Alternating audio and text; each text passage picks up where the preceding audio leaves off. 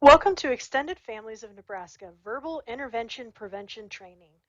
This training was developed to meet the training requirements to provide positive support techniques and the use of approved emergency safety intervention techniques for persons served by Extended Families of Nebraska.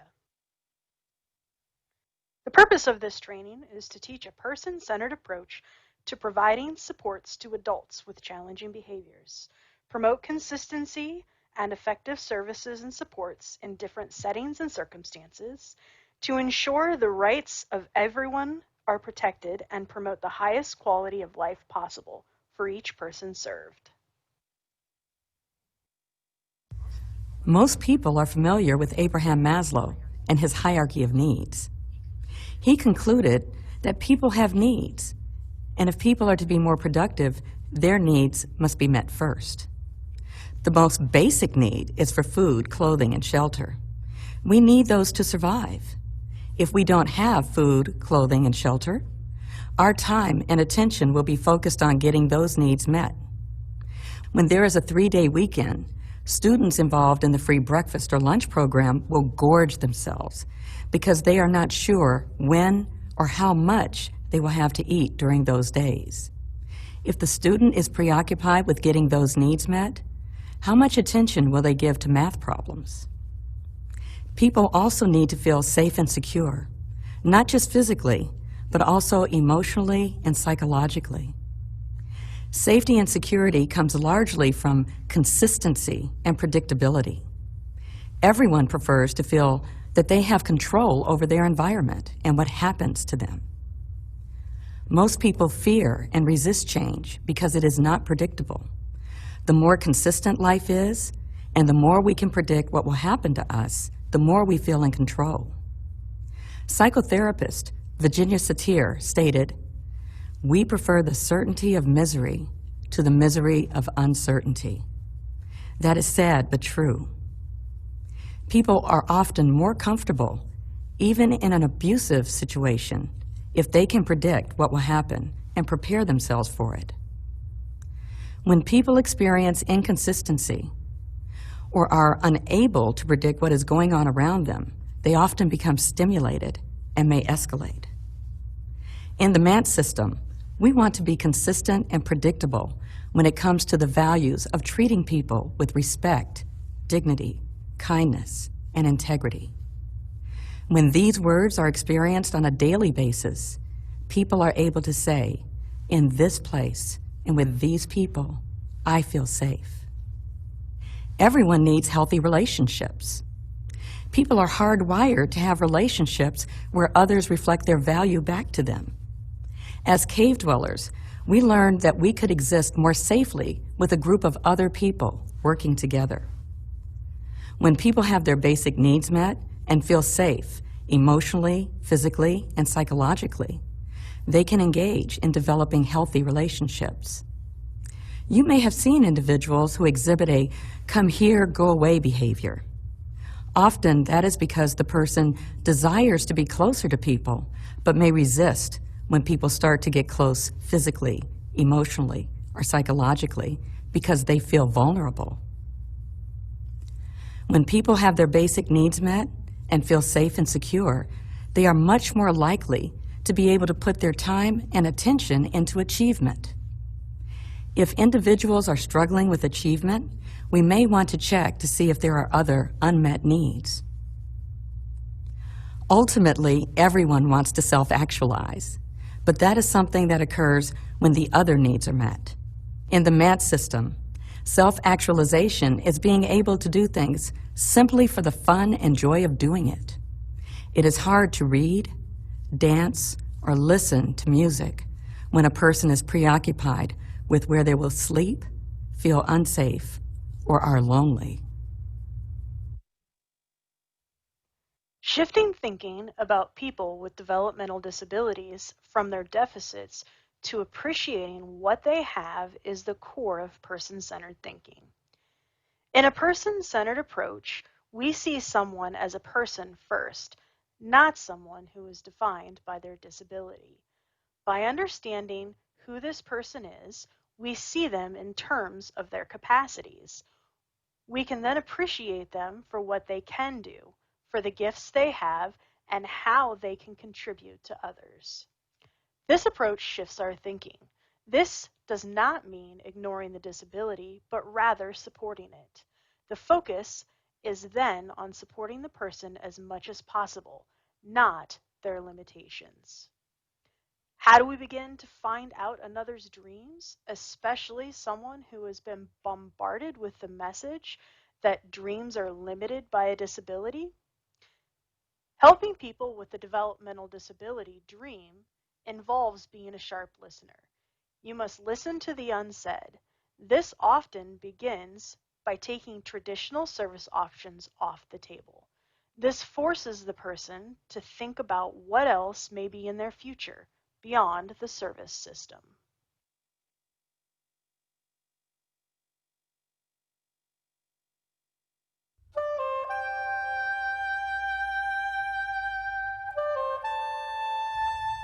I lived in two institutions and two group homes, and I didn't have those choices then, but I have those choices now. I heard a lot of stories about Larry. They said he was angry, he would lash out at people, staff and stuff. And then I took the time and I really found out about Larry. When I lived in a group home, I was there for 18 years in one and then 3 in another. So I've had like 21 years in both places. And, you know, they weren't no fun. And plus, it was 11 others and myself. It was terrible with 11 other people. I mean, there's 12 people there. It's crazy. It's chaotic. I mean, it's never quiet. You can't sit in the living room and watch TV because there's 11 other people that are running around. They're having behaviors. They're having conflicts with staff. They're lining up to get meds in front of your television show. So it's nuts. You're told when to do everything. Yeah, when people told me that Larry was angry, I said, gee, I wonder why. He never got to go anywhere. He sat in a room that was 8 by 8, and you only let him make 15-minute phone calls. He had no contact with the outside world. So I would be pretty darn angry, too. And that was the biggest thing with Larry, is that no one believed in him. He was told he couldn't have his own apartment. He was told that he couldn't read. I mean, there were so many things that, he couldn't have a normal job. There was just a million things they told Larry he couldn't do.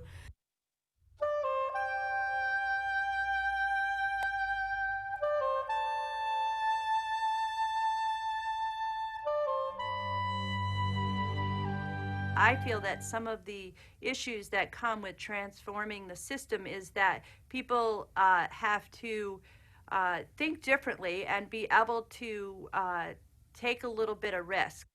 Larry is a guy that who needs physical assistance with a lot of his daily supports, but he doesn't need staffing all the time. But when he needs it, he needs it. So what we're planning to do is do something where he will have a person who will live next door to him, that we will give them free rent, and they'll live there with their family, and they'll just be there if Larry needs help. And then we will have staff on during the day to help Larry get out in the community and make some of his dreams happen. When I see people living in a more less traditional model where they're able to live with less people, is the biggest thing is being able to go out into the community when they want. They don't have to plan it out. They don't have to worry about when the staff is coming and where they're going. They can make a decision without planning ahead. And I think that that's, for them, one of the biggest things that is to their advantage. And where they go, whether they want to even come home at night or they want to go to a friend's house, who they can have over to their home, and who they want to have over for dinner. Just all those little decisions that we take for granted. I like it because I can go to bed anytime I want to. I don't have a set schedule when I eat. I eat anytime I want. I usually hang out with him, make him a cup of coffee first thing when I get in, and he's big on his computer, so it's always, hey, can you help me with my computer? We'll do this, that, and the other thing. And then usually he likes to have his breakfast around 11, so he loves eggs, sunny side up every time. He took me into it was a jewelry store the other day, somewhere I would never expect him to go, but he knew everybody that was working there. And then finally he told me to shoo so he could do his own thing. He really likes to be on his own when he's out at the mall, because he just gets around and talks to people that he knows and feels like he can be himself more than when he has a staff right there at his side all the time. I've learned that regardless of what situation he could be in, he's got a lot of physical challenges that he has to overcome from day to day, but you wouldn't know it. He does not let that stop him. I mean, he's a much different person today. If you knew him 5 or 6 years ago, he's definitely, and he's a bunch of fun. He really is.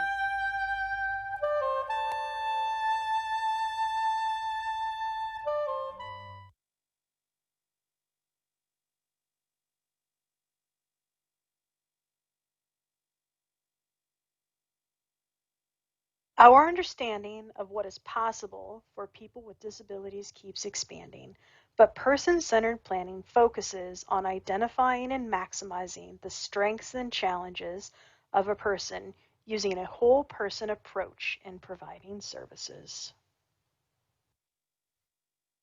Being able to communicate effectively is perhaps one of the most important skills needed in relationship development, as well as being able to effectively provide positive behavioral supports to those you are working with. One of the most important components of communication is active listening. Listening is one of the most important skills you can have. How well you listen has a major impact on your job effectiveness and on the quality of relationships with others. For instance, we listen to obtain information, we listen to understand, we listen for enjoyment, and we listen to learn. Active listening is a conscious effort to hear not only the words another person is saying, but more importantly, the complete message being communicated. You cannot allow yourself to become distracted by whatever else may be going on around you, or by forming counterarguments while the other person is still speaking. Nor can you allow yourself to get bored and lose focus on what the other person is saying. There are 5 key active listening techniques you can use to help you become a more effective listener. Pay attention. Look directly at the speaker. Avoid distractions and pay attention to the speaker's body language. Show that you are listening. Nod occasionally, smile. Make sure to maintain open body language and include small verbal comments such as I see. Provide feedback. Our past experiences, assumptions, judgments, and beliefs can distort what we hear. As an active listener, your role is to understand what is being said. This may require you to reflect on what is being said and ask questions. Ask clarifying questions such as, what you meant to say, is this what you mean? Deferred judgment. Interrupting is a waste of time. It frustrates and limits the full understanding of the message. Allow the speaker to finish each point before asking questions. Do not interrupt with answers or counter-arguments. And finally, respond appropriately. Active listening is designed to encourage respect and understanding. You are gaining information and perspective. You add nothing by speaking over the top of others or communicating back in an aggressive manner. Assert your opinions respectfully and treat the other person the way you want to be treated. Active listening is the first and one of the most important steps in providing positive behavioral supports. It builds healthy relationships, prevents misunderstandings, helps in decision making, improves our knowledge of the situation, and most important, it can help prevent problems from escalating. Before we can provide positive behavior supports to an individual, we must have an understanding of behavior. Many times you will hear people refer to a negative action as a behavior. And while this is true, it is misleading. A behavior is a response or how we conduct ourselves at all times. How we behave or conduct ourselves is affected by several factors. These factors can be neurological, medical, emotional, environmental, social, or based on past experience. For example, an individual that experiences physical pain and is unable to communicate this could display physical aggression. For someone who experienced physical abuse from their father, they may respond differently to males versus their response to females. It is nearly impossible to understand how someone will conduct themselves in every situation. However, there are four main sources of behavior: physiological, social, environmental, and psychological. We are going to look at each of these and break down how each may have an impact on how someone conducts themselves in a situation. Physiological sources of behavior come from the physical part of us. They are things such as a full feeling after eating, feeling pain, feeling hunger, or feeling the urge to go to the bathroom. These physiological sources lead us to make decisions on how we will react in certain situations. For example, if someone has a medical condition where they lose the ability to feel full, one may overeat to reach that feeling of fullness and relieve the feeling of being hungry. Social sources come from situations involving people we encounter in social settings. Settings such as going to a party, sitting in church, going to the movie or the library, or seeing a face that reminds you of someone. These social sources lead us to make decisions on how we will react in certain social situations. For example, if you are attending a football game, it would be expected for you to cheer loudly and show excitement. However, if you are going to the library, it would be considered inappropriate to be loud. It is expected that we adjust our behavior based on the social situations we are in. Psychological sources come from a person's emotions, feelings, or thought processes. These sources are things such as an angry response to a specific word or sound, being called a name, feelings of frustration because things are not as you want them. For example, if someone begins to laugh at you when you make a mistake, you may feel embarrassment, which causes you to withdraw from further interactions with that person. Environmental sources come from our surroundings. These sources include things like loud noises, hot or cold weather, smells, or large open spaces. For example, someone who is overly hot and sweating may engage in disrobing to cool themselves down. An important thing to remember is that behavior can be observed and described by how someone is displaying the actions outside of the body. However, you must remember to consider what could be happening internally. An example of this is someone who is displaying self-injurious behavior, hitting their head. We can observe this action as them trying to hurt themselves, but internally they may have a headache and be unable to appropriately communicate the feelings of pain. Without verbal communication or the inability to effectively verbally communicate, a person will communicate by action. We can get an idea of what a person is thinking or trying to communicate based on how they behave. People let us know their wants and needs, or that they understand us by what they do. Now that we have an understanding the role communication plays in developing relationships, and a basic understanding of behavior, we will look at your role in identifying challenging behaviors and how to provide positive behavior supports to those you will be working with. A challenging behavior is referred to as problematic or maladaptive behaviors. This is when the actions of someone come into conflict with what is accepted in an environment. Challenging behaviors are continuous behaviors that hinder social relationships and communication with another person. The first step in addressing challenging behaviors is to identify the unwanted behavior and determine the source of the behavior. Then we must identify the replacement behavior to be utilized instead.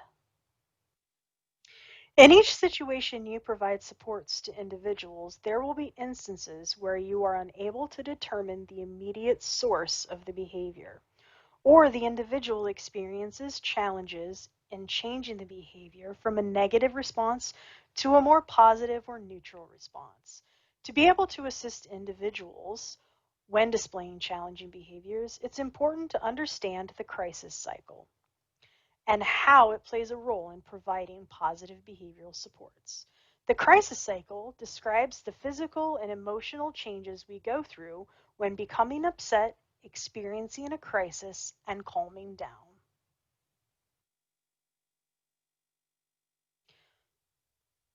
While each phase of the crisis cycle can be present, an individual displaying a challenging behavior does not necessarily experience each phase during an incident. However, it is important to understand each phase to know how to best provide supports to the person you are working with. Baseline and in control. This is when the person is displaying their normal everyday behavior and exhibits calmness. A trigger then may occur. This is the initial phase of the crisis cycle when a person experiences a stressor that comes from one of the four sources of behavior we discussed earlier. While it is important to identify the trigger for the individual, it is not always possible to understand what may have triggered the person. If a trigger is not removed, this could lead to the escalation phase of the crisis cycle. Escalation is when a person continues to show increased signs of agitation. Behaviors may intensify. It is not uncommon to see a person escalating, and each individual may display different signs during the escalation phase. It is important to learn and understand the signs of escalation for the individuals you provide supports to. Crisis is the peak of the cycle. This is when a person is out of control and their ability to process information becomes impaired. This is generally when we see the individual utilizing the unwanted or challenging behaviors. An individual can experience a trigger, move into escalation phase, but not reach crisis if behavior supports are provided appropriately. For example, if an individual experiences a trigger and begins to pace back and forth, but the trigger is removed, the individual may not experience a crisis and will move directly into the calming down phase. Calming down is when a person begins to regain control. They can process information and make decisions to display different behavior or communicate more effectively. Once an individual has experienced the calming down phase, they will move into recovery. Recovery is where a person has regained control of their behavior and emotions but remains fragile. The final stage of the crisis cycle is the crash. Much like the crisis phase, not all individuals will experience a crash. The crash phase is where a person may experience withdrawal symptoms or tiredness from the crisis they experience and need additional time to sleep and relax to fully return to the baseline phase of the cycle. Now that we understand each phase of the cycle, knowing how to respond will help a person maintain safety during a crisis. In the baseline phase, staff will keep doing what they are doing. When a person experiences a trigger, it is important for staff to work to identify the trigger and remove the stress or stimuli causing the person to move into escalation phase. If the trigger is not removed or the individual has quickly moved into escalation, staff will want to offer options to the individual. For example, offering two choices such as, would you like to go for a walk or listen to music? It is important to limit choices as to not overwhelm the individual who is escalating. During the escalation phase, staff will want to set clear boundaries based on the individual's safety plan.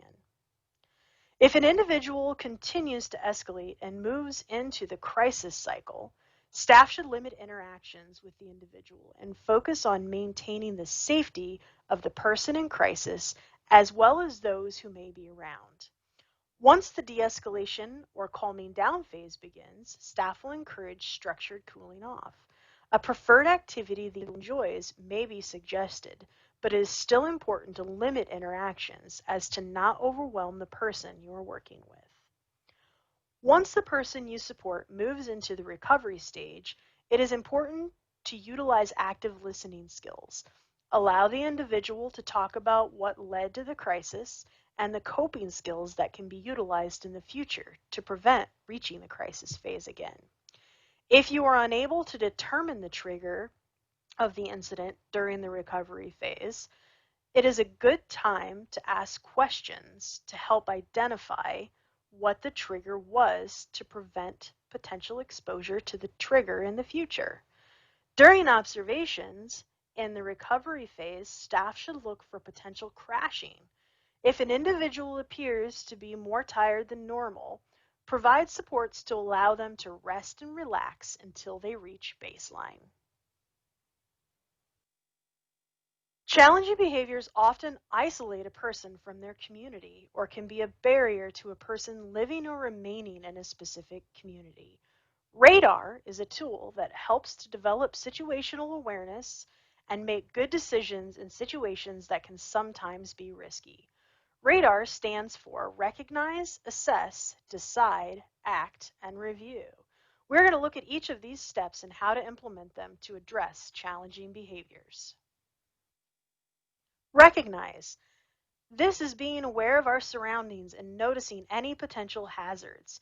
It includes paying attention to our senses as well as our gut feelings. This is the heart of situational awareness. Often, with the many distractions of modern life, it becomes easy to tune out our external environment. To be safe, however, we must recognize what is going on around us.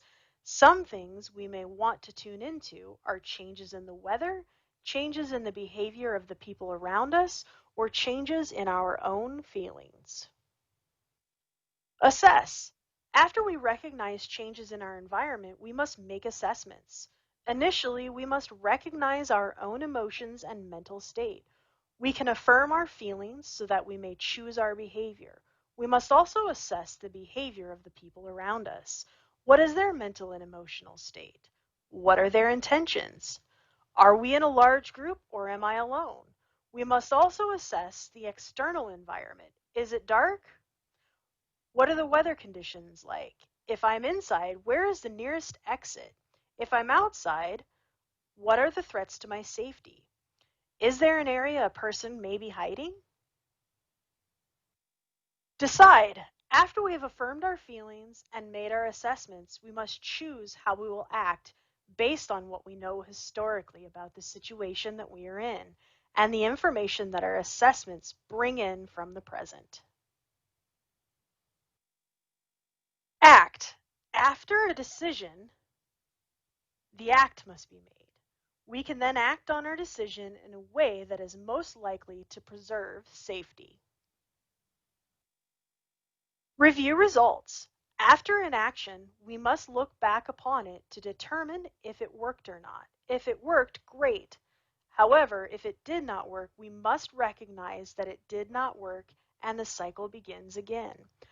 The bottom line is to refine our radar, to be more reliable, to increase our early intervention skills. The earlier you can intervene, the better chance you have of preventing interactions from becoming incidents or incidents from becoming a crisis. Providing positive behavior supports is not just providing support when someone displays a challenging behavior, but supporting the individuals you work with on a day-to-day basis. There are some key points to keep in mind as we provide daily supports. Being consistent. Consistency is a commitment we make to ourselves and others. It is about keeping your word and carrying out what we have agreed to do. Several things can cause us to struggle with consistency. These can include a lack of patience, a desire for instant gratification, avoiding a task we dislike, or poor planning or organizational skills. Providing inconsistent supports and not following through can have a detrimental impact on the individuals you support and can be a source for challenging behaviors. Being sensitive and empathetic to the individuals is a huge part of providing supports to those you work with. It is important in your role to listen to an individual's wants and needs, support them to reach their goals and dreams, and encourage them to keep working towards the things they want in life. When we fail to listen, support, and encourage those we work with, we lessen the opportunities for the success an individual can experience. Providing opportunities to individuals is an important part of the day-to-day supports, as well as person-centered services. Seeking out and allowing individuals to try new activities, learn new skills, is a significant part of your job. Imagine being given the same options for activities and limited opportunities to engage in new activities day after day, year after year. Be creative. Think of new experiences to provide to people ongoing and encourage people to try new things. We identified that active listening is an important part of communication, but this accounts for only half of communication. Our attitude, our actions, and our words play an important role in positive communication. How you communicate with an individual is a major factor when providing positive behavioral supports. Some general recommendations for positive communication include speaking to the person with a normal tone of voice. Avoid being overly critical. Be patient. It may take some people extra time to communicate. Give the person your undivided attention and avoid distractions when possible. Be prepared to repeat information more than once and in different ways. Avoid giving too many instructions or choices at the same time. All people should be approached with kindness and respect, and using assertive communication in stressful situations can help resolve conflicts. There is no one correct method to provide behavioral supports. Each individual you will work with will respond and react differently to the methods and supports you intervene with. However, there are many successful strategies that can be utilized based on the situation. A few of these include trying to have an understanding how and what the individual is communicating, supporting an individual to communicate their choices and wishes, assisting an individual to increase the control they have over their activities and environment, and teaching the person you support coping communication and emotional self-regulation.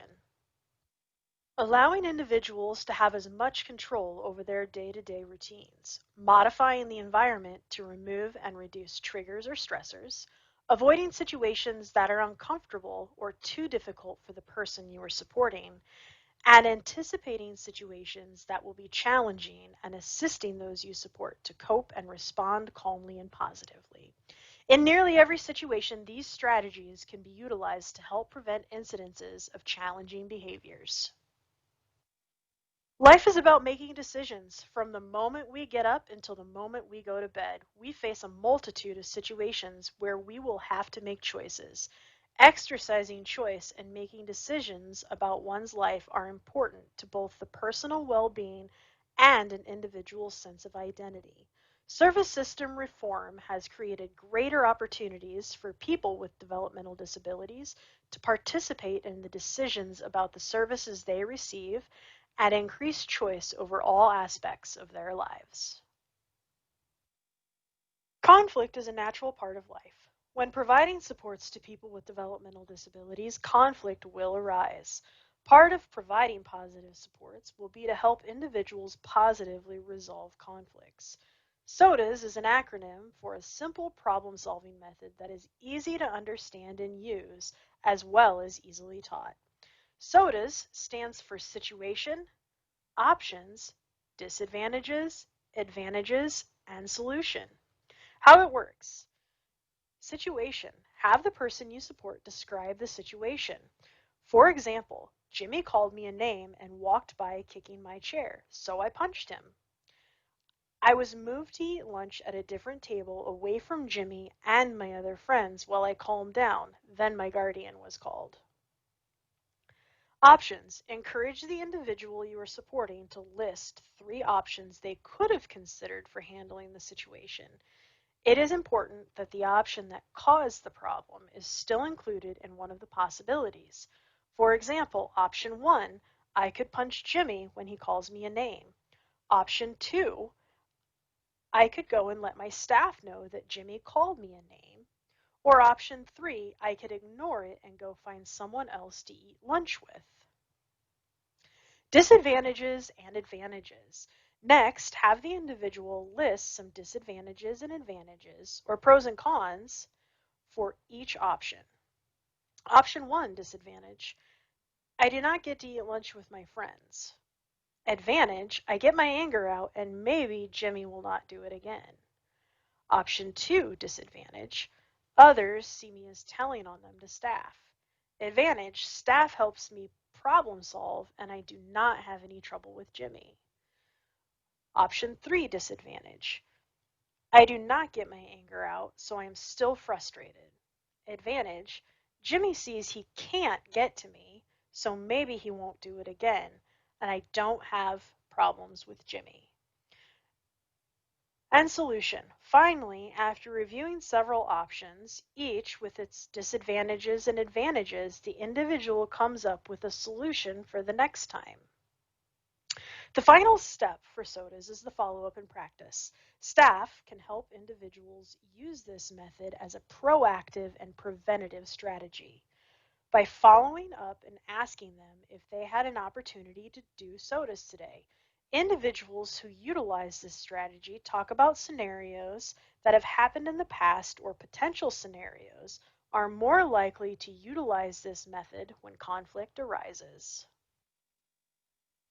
Now that you have been given multiple tools to identify challenging behaviors, understand the crisis cycle, provide positive behavior supports, as well as tools to manage conflict, we are going to move into the physical skills of behavior supports.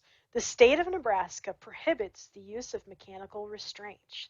The utilization of emergency safety interventions to respond to emergencies is different than physical restraints. Extended Families of Nebraska does not utilize physical restraints for any individuals. If an individual is displaying challenging behavior that puts their safety or the safety of others at risk, 911 should be contacted immediately. However, there are some skills that could help maintain the safety of the individual as well as those around them that can be utilized. The following videos are approved physical skills utilized by Extended Families of Nebraska.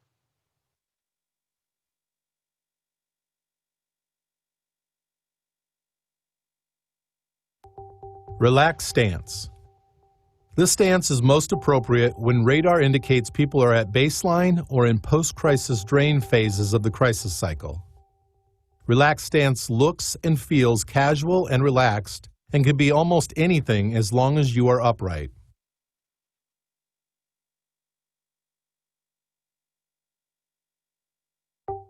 Natural stance. This stance is most appropriate when radar indicates people are at trigger stimulation or stabilization phases of the crisis cycle. Natural stance looks non-threatening with feet about hip or shoulder width apart on the same plane. Knees are relaxed, shoulders are over the hips are over the feet with the belly button facing forward, and hands are up above the belt line in a non-threatening manner with elbows in close to your body. Natural stance with one foot forward. This stance is most appropriate when radar indicates people are at the escalation or in de-escalation phases of the crisis cycle and is more of a ready position. Natural stance with one foot forward still looks non-threatening, with the heels of your feet about hip or shoulder width apart, with a step taken either forward or back. Knees are relaxed. Shoulders are over the hips facing forward. Hips are over the feet with belly button facing forward. And hands are up above the belt line in a non-threatening manner with elbows in close to your body. Side stance. This stance is most appropriate when radar indicates people are at the crisis phase of the crisis cycle and their behavior poses a threat to their safety or the safety of others. In the side stance, your heels are wider than your shoulders or your hips, having taken a large step to the side with either foot. Knees are bent and relaxed. Shoulders are over the hips facing forward. Hips are over the stance with belly button facing forward. And hands are up above the belt line in a non-threatening manner with elbows in close to your body. Front stance. This stance is most appropriate when radar indicates people are at the crisis phase of the crisis cycle and their behavior poses a threat to their safety or the safety of others. Front stance indicates that your heels are wider than your shoulders or your hips, and they are also approximately that long as well, having taken a large step diagonally. Knees are bent and relaxed. Shoulders are over the hips facing forward. Hips are over the stance with a belly button facing forward. And hands are up above the belt line in a non-threatening manner with elbows in close to your body. Step slide forward and backward. The movement is most appropriate when radar indicates that you should use your body positioning to keep a person safe or to help move a person away from danger towards safety. To move forward, you will step forward a short distance, making the stance slightly larger. You will then slide your back foot forward, bringing the stance back to its original size where the heels of your feet are wider than your shoulders or your hips, and they are also approximately that long as well. Knees are bent and relaxed. Shoulders are over the hips facing forward. Hips are over the stance with the belly button facing forward, and hands are up above the belt line in a non-threatening manner with elbows in close to your body. When moving backwards, the back foot moves first.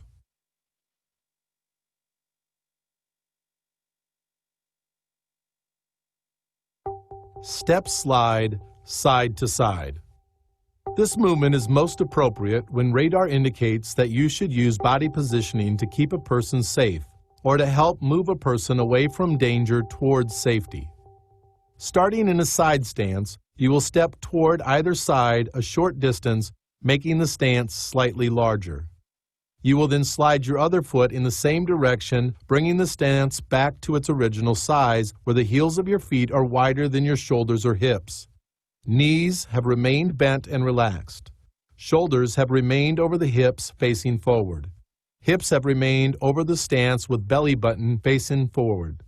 Your hands are above the belt line in a non-threatening manner with elbows in close to your body.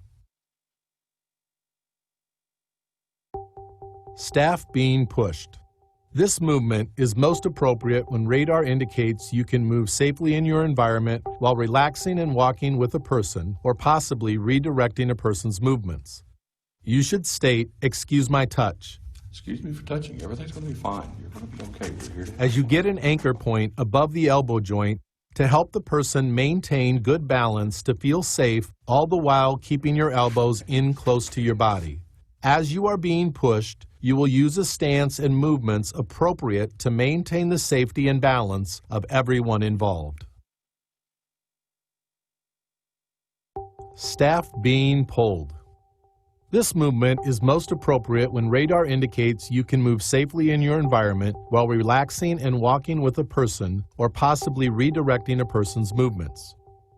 You should state, "Excuse my touch." Excuse me for touching. It's okay. As you get an anchor point above the person's wrist joint, using the hand of the arm being held to help the person maintain good balance to feel safe, all the while keeping your elbows in close to your body. Your free hand should be up in a non-threatening position to redirect or deflect if necessary. As you are being pulled, you will use a stance and movements appropriate to maintain the safety and balance of everyone involved.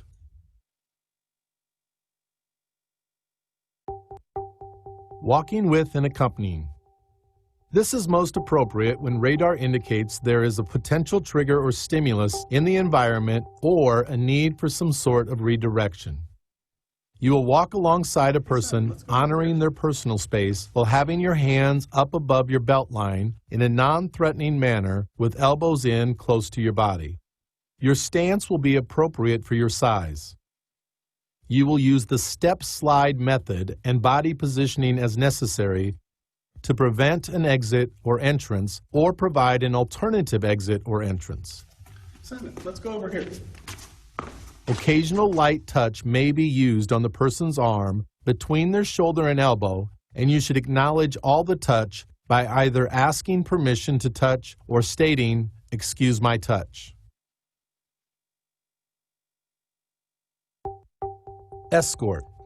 This is most appropriate when radar indicates there is an identified danger in the environment and you need to redirect a person away from the danger and towards safety. Your body position will be between the person and the danger. You will be utilizing a natural stance with your right foot forward.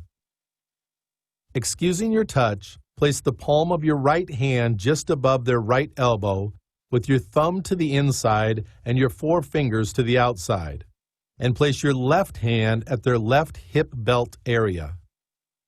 Keeping your radar tuned to the person's body language, if they try to turn to the right, you may use your right hand to move their arm forward, thereby redirecting their movement away from the danger. And if they move to the left, you will shift your own body and move your hands so that your left hand will be placed with the palm just above their left elbow, with your thumb to the inside and your four fingers to the outside, and your right hand is on the right hip belt area. As dictated by safety, you will redirect movement by using the step slide methods as well as repositioning of your hands to utilize the person's own momentum.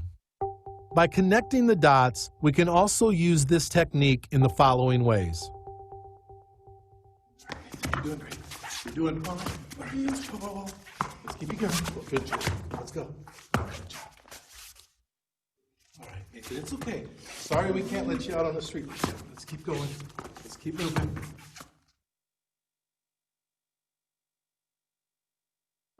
Turn step. This is most appropriate when radar indicates a person is elevated in their crisis cycle and are moving towards you in a potentially aggressive manner. You will utilize a stance that is appropriate for your body size that allows you to move by pivoting, stepping, or shifting your position while maintaining a safe stance at all times. Your hands should be up and close together with your thumbs touching and your elbows in close to your body.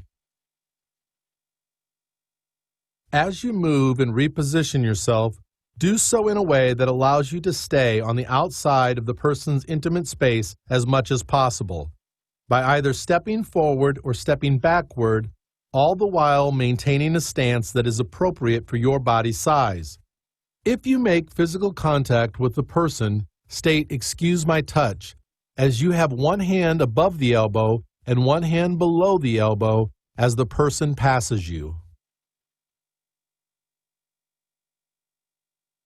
Wrist release, your right wrist is being held by their left hand. This is most appropriate when radar indicates that a person will not let go of your wrist without some action on your part. The person may or may not be elevated in their crisis cycle. First, ask the person to let go. Then, consider stance and balance by stepping into a natural stance that allows your right elbow to be in close to your body. This likely means that you have also stepped closer to the person so they may stay on balance. Next, consider body mechanics by looking for the weak point and rotating your hand, while also keeping your elbow in close, so that the narrowest part of your wrist will slide through that space between their thumb and fingers. The movement will be rotating your upper body keeping your feet planted to the left to gain release from their grasp. Finally, consider body positioning that will reduce the likelihood of being grabbed again. Your best option is to step back, thus increasing the amount of space between you and the person who was holding your wrist. Wrist release. Your right wrist is being held by their right hand. This is most appropriate when radar indicates that a person will not let go of your wrist without some action on your part. The person may or may not be elevated in their crisis cycle. First, ask the person to let go. Simon, are you okay? Will you please let go? Then, consider stance and balance by stepping into a natural stance that allows your right elbow to be in close to your body. This likely means that you have also stepped closer to the person so they may stay on balance. Next, consider body mechanics by looking for the weak point and rotating your hand while also keeping your elbow in close so the narrowest part of your wrist will slide through that space between their thumb and fingers. The movement will be rotating your upper body, keeping your feet planted, to the right to gain release from their grasp. Finally, consider body positioning that will reduce the likelihood of being grabbed again. Your best option is to step back, thus increasing the amount of space between you and the person who was holding your wrist. Clothing release. Your right shirt sleeve is being held. This is most appropriate when radar indicates that a person will not let go of your clothing without some action on your part. The person may or may not be elevated in their crisis cycle. First, ask the person to let go. Then, consider stance and balance. Your stance will allow you to stay on balance while the person is holding your clothing and may or may not be moving with you. As you say, "Excuse my touch," your left hand reaches across to hold the person's wrist with the pad of your thumb resting in the bend of their palm and your fingers curled over their wrist. Next, consider body mechanics by looking for the weak point to determine in which direction either their hand or your clothes will move. Your right arm will be straight down to your side to anchor the clothing, and you will move the person's hand in the direction of their large knuckles to further take up the slack of your clothes. The movement will be a short but quick movement of the person's hand in the direction of their large knuckles while also rotating your hips slightly to the right to release your clothes from their grip. Finally, body positioning would indicate you should step back, thus increasing the amount of space between you and the person who was holding your shirt sleeve. Finger release. Your right fingers are being held. This is most appropriate when radar indicates that a person will not let go of your fingers without some action on your part. The person may or may not be elevated in their crisis cycle. First, ask the person to let go. Could you please let go? Then, consider stance and balance by stepping forward into a natural stance with your left foot forward. Excuse my touch. As you say, "Excuse my touch," your left hand will come up as if you are shaking hands. Your left hand will support the person's hand away from their wrist joint to prevent from bending your fingers too far in any direction. Next, consider body mechanics by looking for the weak point and moving both their hand and your left hand down and getting your left elbow locked as much as possible. To best utilize that cylinder weak point, place your own right thumb on your own left hand. The movement will be using your right thumb as a pry bar to pull the fingers from your right hand into the person's palm and then slowly and steadily pull your fingers out of the person's grasp. Finally, body positioning would indicate you should step back, thus increasing the amount of space between you and the person who is holding your fingers. Hair pull. Your hair is being pulled by someone in front of you. This is most appropriate when radar indicates that a person is significantly elevated in their crisis cycle and the likelihood of them causing serious injury to you, either intentionally or unintentionally, is imminent. First, ask the person to let go, Reese, could you please let go? No. Excuse my touch. but also very quickly consider stance and balance. By utilizing a stance that will allow you to keep yourself on balance with your shoulders over your hips and your hips over your stance. Also, very quickly, you will have to focus on body mechanics. Reese, can you please let go? No. Excuse my touch. As you excuse yourself for touching, you will place both your hands on the person's forearm, away from the wrist joint. Keeping your elbows in, you will anchor the person's hand down toward your head in an effort to reduce their ability to pull your hair. It is very likely that you will need to utilize the skill of step slide to either redirect or slow the person's movements as you maintain an appropriate stance to keep your balance. Keep your head up and facing the person, even if that means adjusting your stance to lower yourself down. Movement in this situation may not be possible due to the potential for serious injury, in which case you will need to wait for help to arrive. However, if you have shorter hair and your radar indicates they may have relaxed some of the tension in their arm or hand, you may move the person's hand in the direction of their large knuckles with a short, quick pop to gain the release.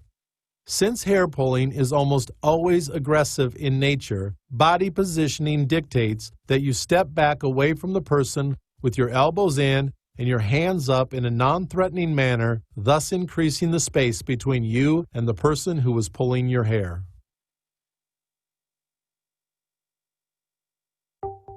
Separating two people. This is most appropriate when radar indicates that at least one of the people is seriously elevated in their crisis cycle and the likelihood of them causing injury to the other person is immediate. This will require two of you, each approaching from different sides. As you approach, you will excuse yourself for touching, and you will also begin to either non-verbally or verbally communicate with your partner to indicate which person each of you will be working with after separating them. Stance and balance. While utilizing a stance that is most appropriate for your body size, each of you will assess which arm is safest to separate first, because that arm or hand is to the outside or is positioned lowest. If the person to your right is the safest to separate, your right hand will go over their wrist and your other hand will be just past their fingers onto the other person. Body mechanics and movement.